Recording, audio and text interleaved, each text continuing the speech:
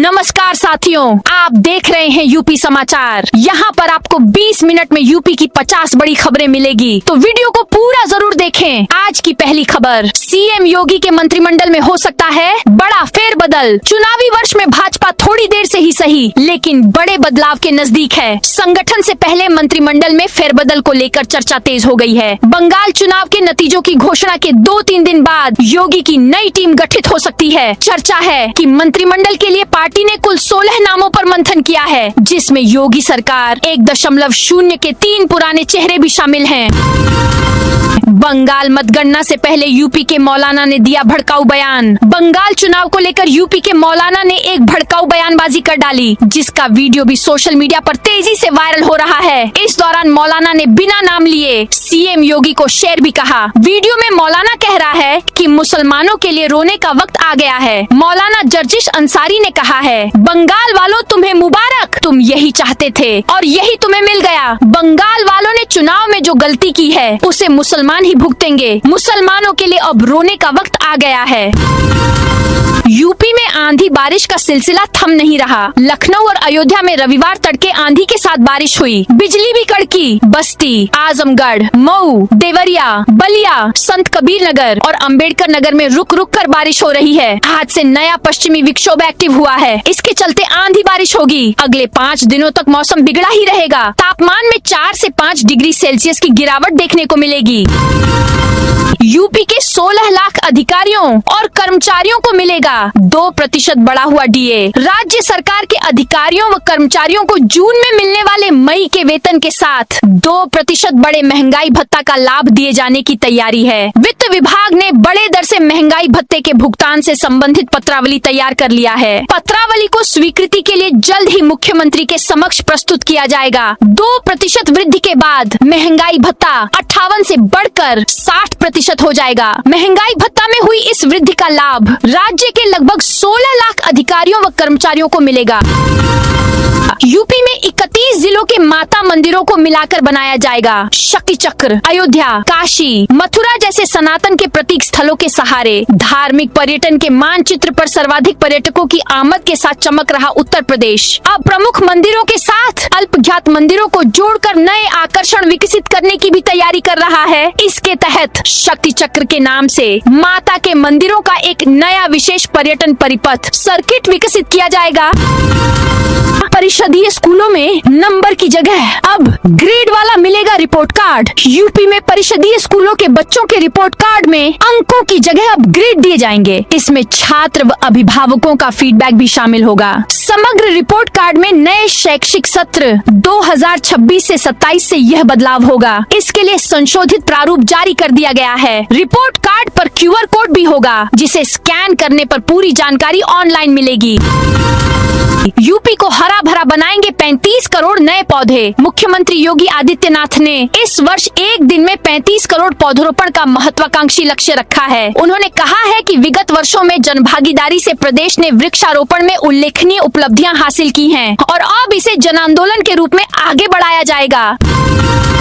UP में 381 training partner को कौशल विकास mission से किया गया बाहर। कौशल विकास मिशन ने 14 से 35 वर्ष आयु वर्ग के युवाओं को अल्पकालीन कौशल प्रशिक्षण देने की व्यवस्था को प्रभावी बनाने के लिए बड़ी कार्रवाई की है। मिशन से जुड़े 381 प्रशिक्षण प्रदाताओं ट्रेनिंग पार्टनर को डी-इम्पैनल कर दिया गया है। इनमें निजी, औद्योगिक और स्टार्टअप श्रेणी के संस्थान शामिल हैं। शंकराचार्य अभिमुक्तेश्वरानंद ने गोरखपुर से शुरू की 81 दिन की गविष्ठ यात्रा। शंकराचार्य अभिमुक्तेश्वरानंद सरस्वती ने रविवार को गोरखपुर के तारामंडल क्षेत्र में सहारा एस्टेट स्थित भारत माता मंदिर से गविष्ठ यात्रा का आरंभ किया। 81 दिनों की इस यात्रा के दौरान वो हर विधानसभा क्षेत्र में जाएंगे। इस मौके पर स्वामी अभिमुक्तेश्वरानंद ने कहा कि इससे बड़ा दुर्भाग्य क्या होगा कि जिस भारत को हिंदू राष्ट्र के रूप में प्रस्तुत किया जाता है, वहाँ गौ माता की सुरक्षा के लिए आंदोलन करना पड़ रहा है।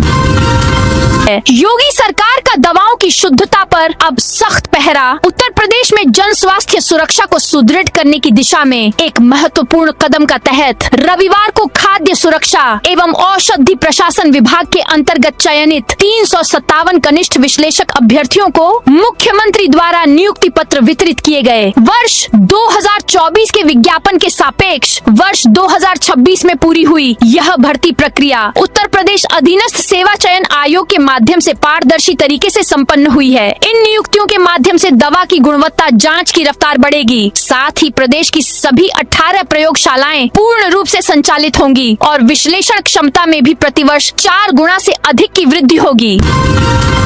स्मार्ट मीटर लगने के बावजूद बिजली विभाग के 20,000 रिटायर्ड कर्मियों को नहीं मिल रहे बिल। बिजली विभाग अपने ही 20,000 सेवानिवृत्त कर्मचारियों को बिजली बिल नहीं दे पा रहा है। ऐसे में यह बड़ा वर्ग एक अधिकारी से दूसरे अधिकारी के चैम्बर में चक्कर लगाने को विवश है। यह स्थिति अगस्त 2025 से शुरू हुई थी, जो अभी तक बरकरार है। इसके पीछे कारण भी जटिल है और उसे मीटर लगाने वाली एजेंसी के सॉफ्टवेयर इंजीनियर द्वारा ठीक किया जाना है।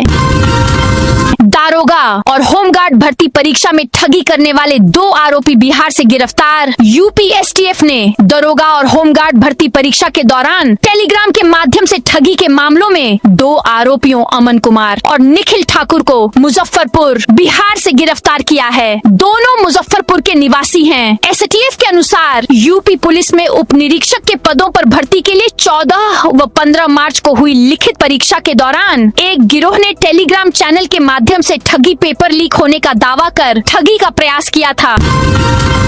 यूपी में 12 मेगा स्किल हब और 63 डिस्ट्रिक्ट सेंटर बनाएगी योगी सरकार। मुख्यमंत्री योगी आदित्यनाथ के नेतृत्व में उत्तर प्रदेश अब देश के स्किल हब के रूप में उभरने जा रहा है। प्रदेश के युवाओं को आधुनिक और वैश्विक स्तर के कौशल से लैस करने के लिए सरकार ने Sardar Patel employment and industrial zones के तहत एक महत्वाकांक्षी योजना तैयार की है। इसके अंतर्गत राज्य में 12 मेगा स्किल हब और 63 जिला स्किल केंद्र स्थापित किए जाएंगे। लगभग 14,760 करोड़ रुपए के विशाल बजट वाली इस योजना का लक्ष्य हर साल 10 लाख से अधिक युवाओं को एडवांस स्किलिंग देकर उन्हें सीधे रोजगार और स्वरोजगार से जोड़ना है।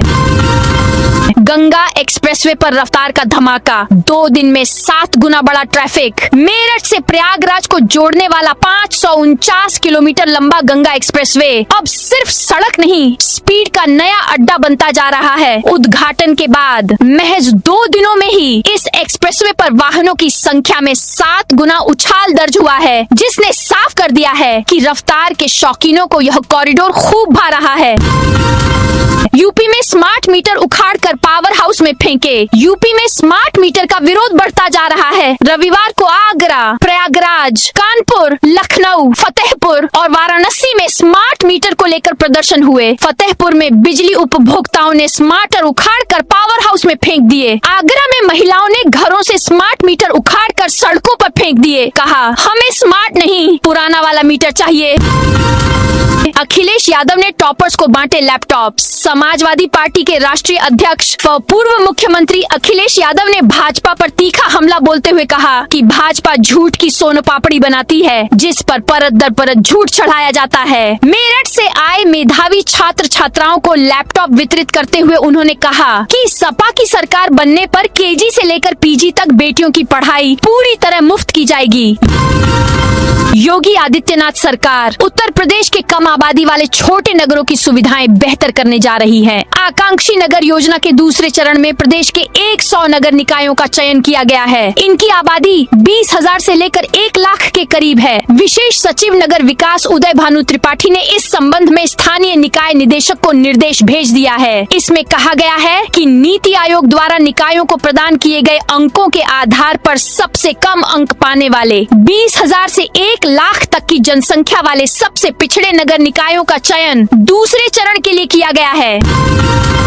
गाजीपुर में गंगा पर अवैध नावों का संचालन। गाजीपुर में गंगा नदी पर अवैध नावों का संचालन धड़ल्ले से जारी है। जबलपुर हादसे के बावजूद ददरी घाट और नवापुर साईं मंदिर के पास क्षमता से अधिक यात्रियों को बैठाकर नौका विहार कराया जा रहा है। इससे किसी भी समय बड़े हादसे का खतरा बना हुआ है। योगी सरकार चालू वित्तीय वर्ष में 1.5 लाख से ज्यादा सरकारी नौकरियां देगी। लोक भवन में रविवार को 357 कनिष्ठ औषधि विश्लेषकों और 252 दंत स्वास्थ्य विज्ञानियों को नियुक्ति पत्र बांटते हुए मुख्यमंत्री योगी आदित्यनाथ ने यह जानकारी दी। इस दौरान उन्होंने 2017 से पहले हुई भर्तियों में बरती गई अनियमितताओं के लिए सपा सरकार को कटघरे में खड़ा किया। योगी बोले, भर्तियों में बेईमानी और भ्रष्टाचार ने राज्य को बीमारू बना दिया था। अयोध्या में प्रदूषण लेवल पता करने के लिए सर्वे होगा। रामलला की प्राण प्रतिष्ठा के बाद अयोध्या धाम में श्रद्धालुओं का जनसैलाब लगातार उमड़ रहा है। इसके साथ ही होटल, गेस्ट हाउस और धर्मशालाओं के निर्माण में तेजी आई है, जिससे शहर के पर्यावरण पर असर दिखने लगा है। बढ़ती निर्माण गतिविधियों और यातायात के दबाव के बीच प्रदूषण स्तर में इजाफा होने की आशंका जताई जा रही है। इसे देखते हुए श्री राम जन्मभूमि तीर्थ क्षेत्र ट्रस्ट ने पूरे अयोध्या धाम में प्रदूषण का व्यापक सर्वे कराने का निर्णय लिया है। नोएडा में ऑनलाइन मिलेगी प्रॉपर्टी की जानकारी। नोएडा में जल्द ही रियल टाइम प्रॉपर्टी की जानकारी मिल सकेगी। इसमें प्रॉपर्टी पर कितना बकाया है, कब आवंटन किया गया, प्लाट का एरिया, प्लाट की लोकेशन, किसी विभाग का कितना बकाया या नहीं है, इसकी जानकारी मिल सकेगी। प्राधिकरण ने इसका पूरा डेटा तैयार किया है, इसे अपलोड किया जाएगा। इसके बाद उन आवंटियों को आसानी होगी जिनको रीसेल में प्रॉपर्टी खरीदनी है या बेचनी है। इसके अलावा निवेशकों को भी जानकारी मिलेगी। यूपी चुनाव से पहले ओपी राजभर को झटका। गले साल यानी 2027 में होने वाले उत्तर प्रदेश विधानसभा चुनाव से पहले मंत्री ओम प्रकाश राजभर को बड़ा सियासी झटका लगा है। उनके नेतृत्व वाली सुहेल देव भारतीय समाज पार्टी सुभाषपा के प्रदेश अध्यक्ष प्रेमचंद्र कश्यप ने मुकेश सहनी की विकासशील इंसान पार्टी ज्वाइन कर ली है। उनके साथ ही पूर्व मंत्री और जन अधिकारी पार्टी के सदस्य रहे अच्छे लाल निषाद ने भी वीआईपी की सदस्यता ग्रहण की है। यूपी पंचायत चुनाव की वोटर लिस्ट में पहली बार स्टेट नंबर होगा अलॉट। उत्तर प्रदेश राज्य निर्वाचन आयोग पर के निर्देश पर आगामी त्रिस्तरीय पंचायत चुनाव को देखते हुए ग्राम पंचायत की मतदाता सूची का वृहद पुनरीक्षण कार्यक्रम चल रहा है। आयोग के निर्देश पर पहली बार ग्राम पंचायतों की मतदाता सूची के सभी मतदाताओं का स्टेट वोटर नंबर अलॉट होगा। एक मतदाता के लिए एक ही नंबर होगा, जिससे किसी दूसरे व्यक्ति नाम पर कोई भी व्यक्ति वोट नहीं डाल सकेगा।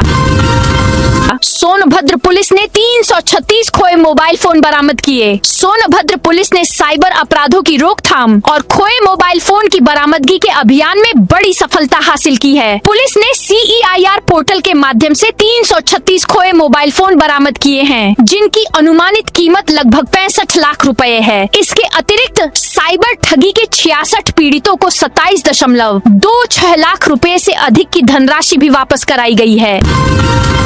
शामली में ट्यूबवेलों से तार चोरी के 2 आरोपी गिरफ्तार। शामली पुलिस ने ट्यूबवेलों से तांबे के तार चोरी करने वाले गिरोह का पर्दाफाश किया है। पुलिस ने इस मामले में 2 आरोपियों को गिरफ्तार किया है। उनके कब्जे से चोरी का तांबे का तार, बेचे गए सामान से मिली नकदी और चोरी में इस्तेमाल उपकरण बरामद किए गए हैं। 180 करोड़ से बन रहा देश का दूसरा स्पीच हियरिंग इंस्टीट्यूट। बोलने और सुनने से जुड़ी समस्याओं के इलाज, विशेष शिक्षा और शोध का काम जल्द ही कानपुर में शुरू होगा। जिले के सुरार क्षेत्र में बन रहा all India institute of speech and hearing Mysore के सैटेलाइट केंद्र के रूप में विकसित हो रहा है। इसके पूरा होने पर यह देश का दूसरा और उत्तर भारत का पहला स्पीच एंड हियरिंग इंस्टीट्यूट होगा। वर्तमान में इस स्तर का प्रमुख संस्थान केवल मैसूर में संचालित है। करीब 81,000 वर्ग मीटर क्षेत्रफल में 180 करोड़ रुपए की लागत से बन रही इस परियोजना को 31 अक्टूबर 2026 तक पूरा करने का लक्ष्य निर्धारित किया गया है।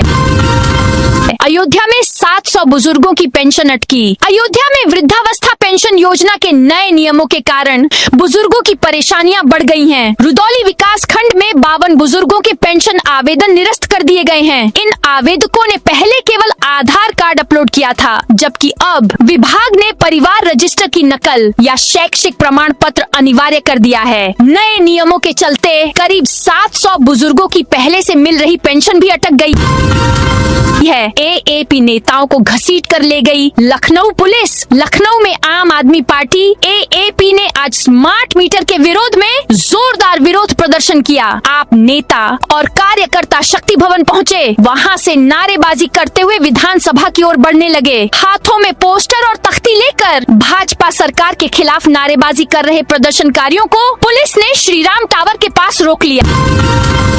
भीम आर्मी आजाद समाज पार्टी लड़ेगी 403 सीटों पर चुनाव। कौशाम्बी में भीम आर्मी आजाद समाज पार्टी कांशीराम का एक विशाल कार्यकर्ता सम्मेलन आयोजित किया गया। 3 मई को चायल विधानसभा क्षेत्र के मखूपुर में हुए इस सम्मेलन में पार्टी के प्रदेश अध्यक्ष सुनील कुमार चित्तौड़ मुख्य अतिथि रहे। पार्टी ने आगामी विधानसभा चुनाव में प्रदेश की सभी 403 सीटों पर चुनाव लड़ने का ऐलान किया है।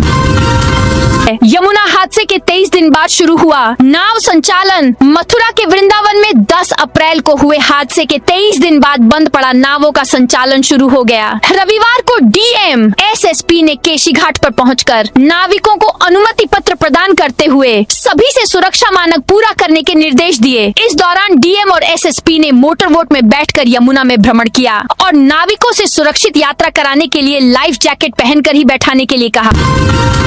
अयोध्या से बंगाल चुनाव पर सियासी गर्मी। पश्चिम बंगाल विधानसभा चुनाव को लेकर अयोध्या से तीखी राजनीतिक प्रतिक्रिया सामने आई है। हनुमानगढ़ी के महंत राजू दास और पूर्व मेयर ऋषिकेश उपाध्याय ने दावा किया है कि इस बार पश्चिम बंगाल में भारतीय जनता पार्टी की सरकार बनने जा रही है। दोनों नेताओं के बयानों से चुनावी माहौल और गर्मा गया है।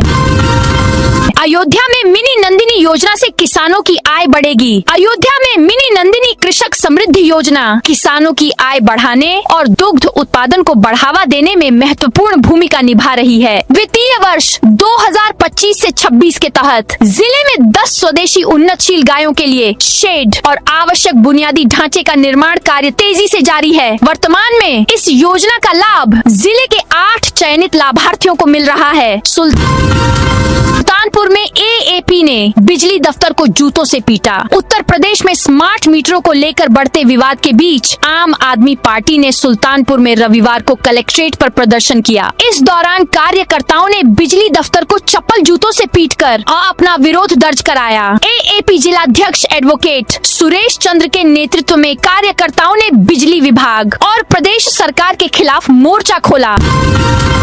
युवक ने सर्राफा दुकान के ताले पर मारे पत्थर। बदायूं में एक सर्राफा कारोबारी की दुकान का ताला पत्थर से तोड़ते हुए एक युवक का वीडियो सामने आया है। यह घटना कादिर चौक कस्बे में हुई, जहां कारोबारी की दुकान थाने से मात्र कुछ कदम की दूरी पर स्थित है। युवक करीब आधे घंटे तक ताले पर पत्थर मारता रहा और फिर वहां से चला गया। यह दुकान कुश कुमार सिंह उर्फ पप्पू की है, जो शहर के सुभाष चौक से आर्य समाज वाली रोड के निवासी हैं। घटना के दिन वह दवा लेने बरेली गए थे, इसलिए दुकान बंद थी। दोपहर करीब 2 बजे एक युवक लुंगी पहने हुए दुकान पर पहुंचा और ताला तोड़ने के लिए उस पर पत्थर मारने लगा।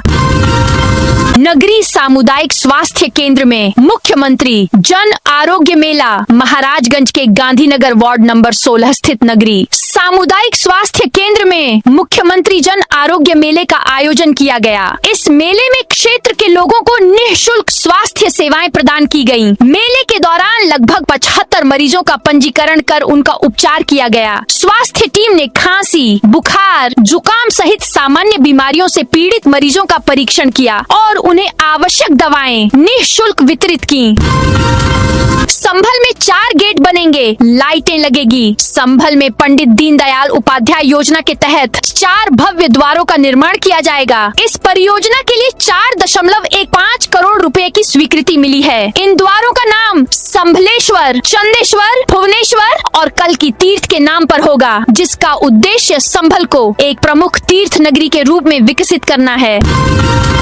बांदा पुलिस ने 4 अंतर जनपदीय अपराधी पकड़े। बांदा पुलिस ने एक मुठभेड़ के बाद अंतर जनपदीय टप्पेबाजी और चोरी करने वाले गिरोह के 4 सदस्यों को गिरफ्तार किया है। यह कार्रवाई नरैनी थाना क्षेत्र में हुई। नरैनी पुलिस को गश्त के दौरान ग्राम पनगरा नहर के पास कुछ संदिग्ध व्यक्तियों की मौजूदगी की सूचना मिली थी। ये लोग चोरी और टप्पेबाजी की घटनाओं को अंजाम देते थे। सूचना पर संयुक्त टीम ने मौके पर घेराबंदी की।